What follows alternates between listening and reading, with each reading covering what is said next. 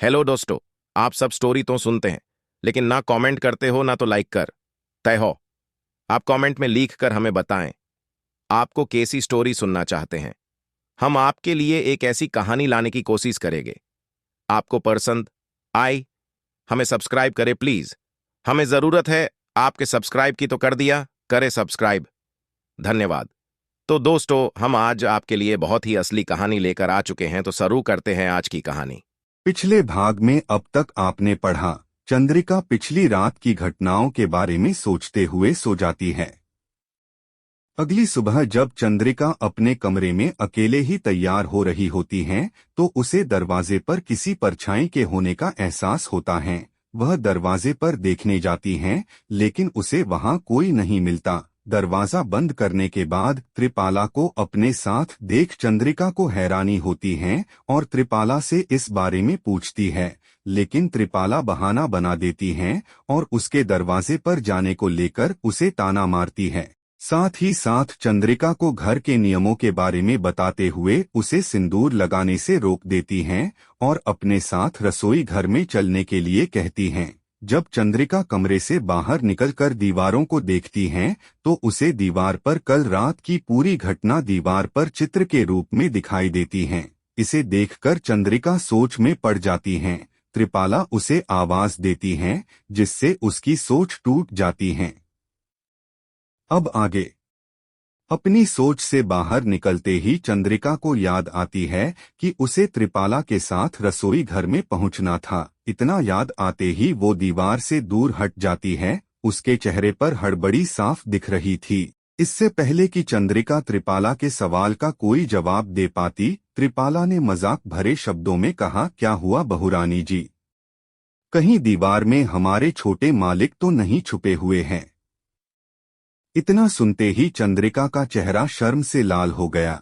उसके चेहरे पर हल्की सी मुस्कुराहट आ गई। उसने धीरे से कहा, काकी, आपको पता है कि इस कमरे की दीवार पर कितना सुंदर चित्र बनाया गया है? चंद्रिका के मन में अभी भी उलझन बनी हुई थी कि क्या जो उसने देखा था वो सच था या सपना। अब उसे लगने लगा था कि यह सब उसका एक सपना ही रहा होगा। कुछ देर चुप रहने के बाद त्रिपाला धीरे से बोली, सच कहें बहुरानी जी, हमें तो इस घूंघट की वजह से कभी कुछ दिखाई ही नहीं दिया, बस पूरी हवेली। मेरा मतलब है कि पूरा घर कदमों में नाप लिया है हमने, त्रिपाला कुछ हकलाते हुए बोली। हवेली शब्द सुनकर चंद्रिका के कान खड़े हो गए। उसने सोचा कि वह त्रिपाला से इस बारे में पूछे, लेकिन फिर उसे लगा कि यह उसका वहम भी तो हो सकता है, इसलिए वो इस बात को टाल गई।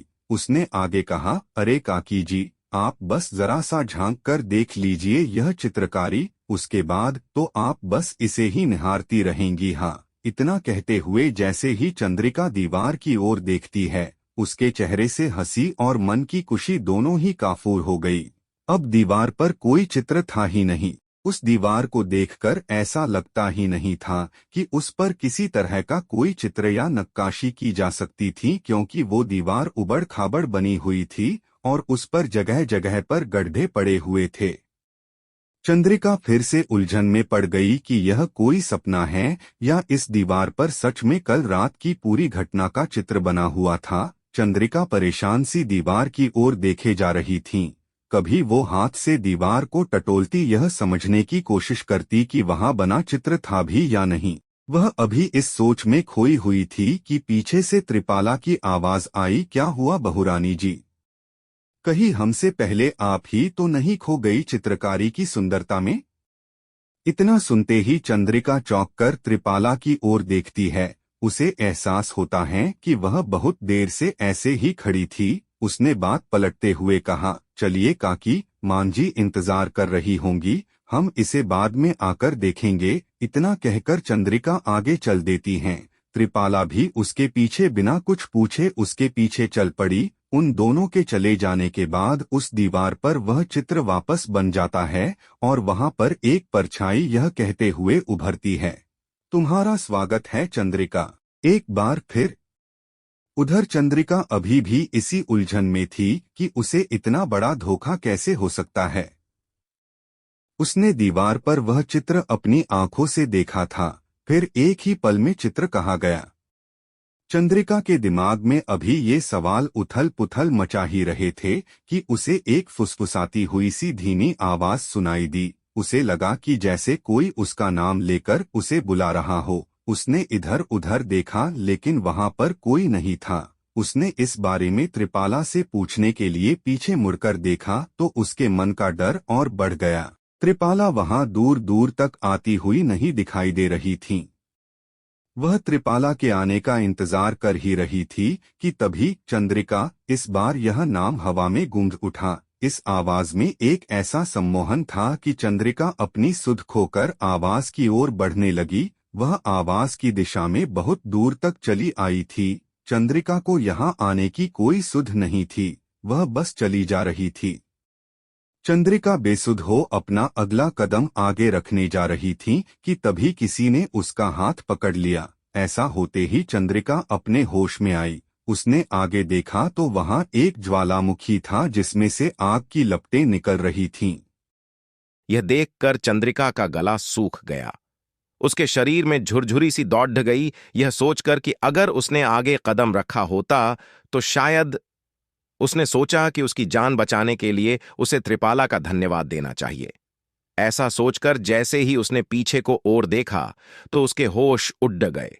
उसका हाथ पकड़कर उसकी जान बचाने वाली त्रिपाला नहीं बल्कि उसी के जैसे कपड़े पहने कोई दूसरी औरत थी जिसके चेहरे पर घूंघट था। उस औरत ने चंद्रिका को पीछे खींच लिया और फिर उसका हाथ छोड़कर वहां से जाने लगी। अब चंद्रिका से और नहीं रहा गया। वो आगे बढ़ी और चिल्लाते हुए उस औरत से पूछने लगी, कौन हो तुम और क्यों मुझे परेशान कर रही हो? तुमने मेरा रूप क्यों ले रखा है? बताओ मुझे। तुम वही दुल्हन हो ना जो कल रात मेरे कमरे में थी, है ना? बोलो, मैं कुछ पूछ रही हूं तुमसे। अब चंद्रिका थोड़ी और आगे आ गई थी। वह औरत अभी वहीं पर रुकी हुई थी। चंद्रिका के सवालों को सुनकर वो रुकी हुई जरूर थी, लेकिन सवालों का सिलसिला थमते ही वो बिना कोई जवाब दिए वहां से जाने लगी। अब चंद्रिका का सब्र जवाब दे चुका था। उसने भी तेजी से चलकर उस औरत का रास्ता रोक लिया। आज मैं तुम्हें बिना अपने सवालों का जवाब लिए नहीं जाने दूंगी। तुम्हें मेरे सारे सवालों का जवाब देना ही होगा। इस घर में सब कुछ इतना अजीब क्यों है? जब से मैं इस घर में आई हूं मेरे साथ कुछ ना कुछ हो ही रहा है जिसे मैं समझा भी नहीं सकती। देखो, मैं तुमसे हाथ जोड़कर विनती करती हूं, सच क्या है बताओ मुझे। कहते हुए चंद्रिका ने हाथ जोड़ा दिए। उसके चेहरे पर परेशानी साफ झलक रही थी। इतना कुछ सुनने के बाद भी वो औरत कुछ नहीं बोली और बस चुपचाप खड़ी रही। उसे इस तरह चुप देखकर चंद्रिका को गुस्सा आ गया। चंद्रिका ने तेज आवाज में कहा, देखो, मैं यहां पर बिल्कुल अकेली हूं। ऐसा कोई भी नहीं है जिससे मैं अपनी परेशानी कह सकूं। तुम्हें मेरी मदद करनी ही होगी। चंद्रिका के इतना कहने पर भी वो औरत कुछ नहीं बोली। अब उसने ठान लिया था कि उसे सच पता चले या ना चले, उस औरत का चेहरा वो देख कर ही रहेगी। ठीक है, अगर तुम मुझे सच नहीं बताना चाहती हो तो कोई बात नहीं, लेकिन आज मैं यह चेहरा देख कर ही रहूंगी। इतना कहते हुए चंद्रिका उसकी ओर बढ़ने लगी। उसे यह देखकर हैरानी हुई कि वह औरत खुद को बचाने की कोशिश भी नहीं कर रही थी। चंद्रिका ने जैसे ही उसका घूंघट उठाने की कोशिश की, वैसे ही किसी ने पीछे से उसके कंधे पर हाथ रखा। उसने पलटकर पीछे देखा, वहां त्रिपाला खड़ी थी। उसको देखते ही चंद्रिका की जान में जान आई। वह आवेश में आकर बोली, कितना समय लगा दिया आपने यहां तक आने में? देखिए ना, ये वही दुल्हन है जो कल रात मेरे कमरे में आई थी और फिर भाग गई। आप ही इससे पूछिए कि इसने मेरा रूप क्यों लिया हुआ है और कल रात ये मेरे कमरे में क्या कर रही थीं। कौन बहुरानी? हम किससे क्या पूछे? क्या हुआ है आपको? हम कब से आपको आवाजें दे रही हूं, लेकिन आप हैं कि अपनी ही दुनिया में खोई है। अब जल्दी चलिए, मालकिन आपका इंतजार कर रही होगी। त्रिपाला की आवाज से लग रहा था कि उसे चंद्रिका की बातें सुनकर हैरानी हुई थी। आप भी क्या बात करती हैं त्रिपाला काकी? यह देखिए, यह रही वो औरत। इतना कहते हुए जब चंद्रिका आगे की ओर देखती है तो उसके होश उड़ जाते हैं। वहां कोई औरत नहीं थी। उसने अपने आसपास देखा तो उसे यकीन नहीं हुआ कि वो अभी भी अपने कमरे के बाहर ही खड़ी थी। अभी तो मैं आपसे बात कर रही थी दीवार की नक्काशी के बारे में। चंद्रिका ने यह जानने के लिए कि उसने त्रिपाला से बात की भी थी या नहीं, पूछा। कौन सी नक्काशी और कौन सी बात? जब से आप कमरे से बाहर निकली है तब से आप मूर्ति बनकर खड़ी है और हम चिल्ला चिल्ला कर आपको जगाने की कोशिश कर रही थी। हमारा तो गला ही दर्द करने लगा है। अब त्रिपाला ने जवाब दिया। तो हमारी आपकी कोई बात नहीं हुई? चंद्रिका ने हैरानी जताई। नहीं, कोई बात नहीं हुई। अब हमें चलना चाहिए, त्रिपाला की आवाज में आदेश था। अब चंद्रिका के पास कहने को कुछ बचा नहीं था। उसने जैसे ही अपना पैर आगे बढ़ाया, उसकी आंखों के सामने अंधेरा छा गया। वो बेहोश होकर नीचे गिरने लगी तो त्रिपाला ने उसे संभाल लिया। चंद्रिका बेहोश थी। त्रिपाला उसे थामे खड़ी थी कि वहां पर दर्शना देवी आई। उन्होंने चंद्रिका की ओर देखा और फिर त्रिपाला से पूछा, क्या लगता है तुम्हें इस बार काम होगा या नहीं? काम शुरू तो कर दिया है, उम्मीद है कि इस बार हमें सफलता मिलेगी दर्शना, त्रिपाला ने कहा। इतना सुनकर दर्शना देवी के चेहरे पर हल्की मुस्कान आ गई। जारी